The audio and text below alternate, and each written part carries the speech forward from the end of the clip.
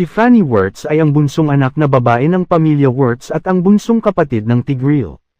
Bagamat ang mga lalaki ng pamilyang Wirtz ay naglingkod sa hukbo sa loob ng maraming henerasyon at binantayan ang Monian Empire, ang mga babaeng miyembro ng pamilya ay hindi kailanman pinayagang sumama sa hukbo. Mula sa pananaw ng mga lalaki sa pamilya, ang kanilang tungkulin ay protektahan ang bansa at pamilya mula sa mga banta.